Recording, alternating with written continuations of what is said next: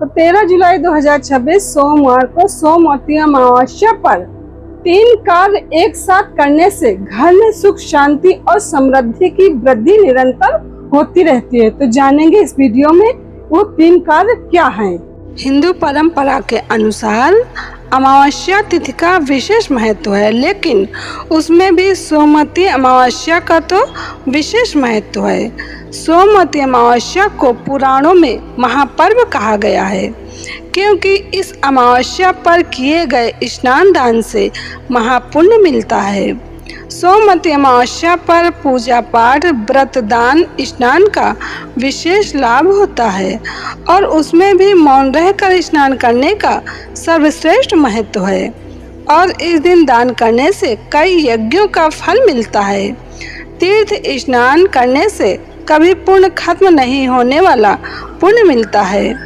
महाभारत में भीष्म जी ने युधिष्ठिर को इस दिन का महत्व समझाते हुए कहा है कि इस दिन पवित्र नदियों में स्नान करने वाला मनुष्य समृद्ध, स्वस्थ और घर पर ही नहाने के पानी में गंगा जल डालकर स्नान कर ले तो इस प्रकार गंगा स्नान का पुण्य मिल जाएगा।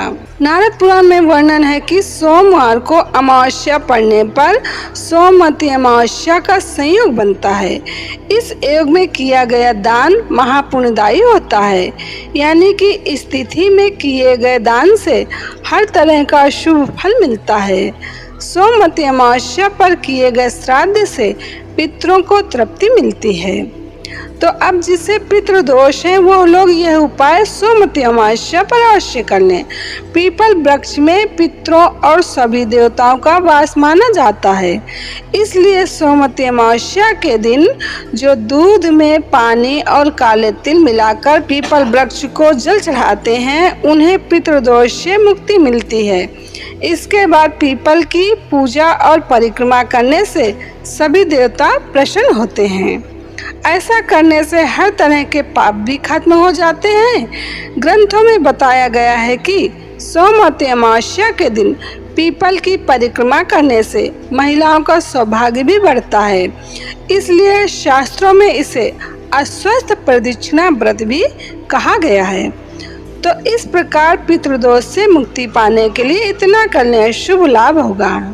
अब जिसे धन धान पैसा चाहिए वो लोग यह उपाय कर लें। तो करना क्या है, 13 जुलाई सोमवार को शाम 6:49 से 14 जुलाई सूर्योदय तक सोमवती अमावस्या है। तो सोमवती अमावस्या के दिन 108 बार अगर तुलसी की परिक्रमा करते हो, ओमकार का थोड़ा जप करते हो और सूर्य नारायण को अर्घ्य देते हो तो यह सब साथ में करो तो अच्छा है, नहीं तो खाली तुलसी को 108 बार प्रदक्षिणा करने से तुम्हारे घर से दरिद्रता भाग जाएगी धीरे धीरे। जिनको पैसों की कमजोरी है तो तुलसी माता को 108 प्रदक्षिणा इस मंत्र को बोलते हुए करें। मंत्र है ओम श्री हरि श्री हरि श्री हरि। श्री माना संपदा, हरि माना भगवान की दया पाना। तो इस उपाय से गरीबी चली जाएगी और अपना पुरुषार्थ भी करते रहें। अब जिसे लगता है कि मेरे घर परिवार में नकारात्मक प्रभाव का प्रभाव है, तो सोमवती अमावस्या के दिन यह उपाय कर लें। अगर घर में नकारात्मक प्रभाव है, घर में अच्छा नहीं लगता है, मन विचलित रहता है, तो यह उपाय कर लें। तो करना क्या है, घर में हर अमावस्या अथवा हर 15 दिन में पोछा लगाते समय पानी में खड़ा नमक, और नमक भी कितना लें, 1 लीटर पानी में लगभग 50 ग्राम खड़ा नमक डालकर पोछा लगाएं। इससे नकारात्मक प्रभाव, नेगेटिव एनर्जी घर से चली जाएगी। अथवा तो खड़ा नमक के स्थान पर गौजन अर्क भी डालकर पोछा लगा सकते हैं। तो ऐसा करने से घर से नकारात्मक प्रभाव धीरे धीरे किनारा कर लेगा। ये छोटे छोटे उपाय हैं, लेकिन फायदा होता है, कर लेना चाहिए।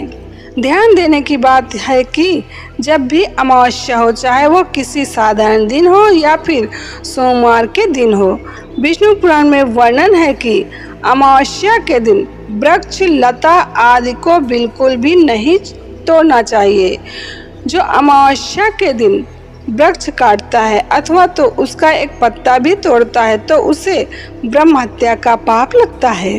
स्कंद पुराण के प्रभास खंड में वर्णन है कि अमावास्यायां नरो यस्तु परान्नुपभुञ्जते तस्य मास कृतं पुण्यं दातुं प्रजायते। जो व्यक्ति अमावस्या को दूसरे का अन्न खाता है उसका महीने भर का पुण्य उस अन्न के स्वामी दाता को मिल जाता है। जब भी अमावस्या आए इस बात का जरूर परहेज करना चाहिए, चाहे प्रत्येक महीने की हो या सोमवती अमावस्या हो। अमावस्या के दिन किसी की कोई भी वस्तु नहीं खाना चाहिए, क्योंकि अमावस्या के दिन किसी का कुछ खाने से एक महीने का संचित पुण्य उस वस्तुदाता को मिल जाता है, इसलिए परहेज करना चाहिए।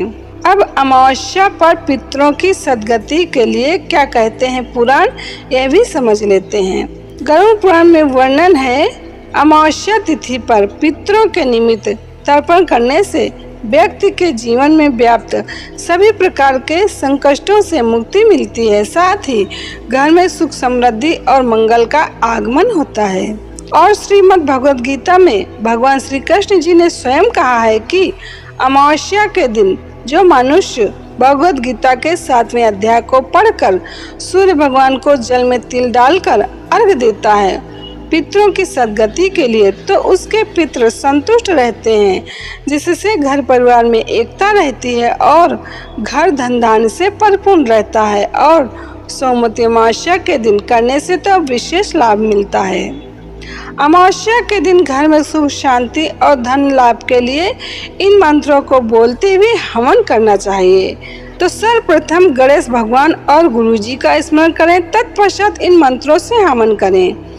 मंत्र इस प्रकार है, ओम गम गणपतये नमः स्वाहा, ओम श्री सद्गुरु परमात्मने नमः स्वाहा, ओम श्री सरस्वतये नमः स्वाहा, ओम कुल देवताभ्यो नमः स्वाहा, ओम ग्राम देवताभ्यो नमः स्वाहा, ओम ग्रह देवताभ्यो नमः स्वाहा, ओम लक्ष्मीपति देवताभ्यो नमः स्वाहा, ओम विघ्न विनाशक देवताभ्यो नमः स्वाहा।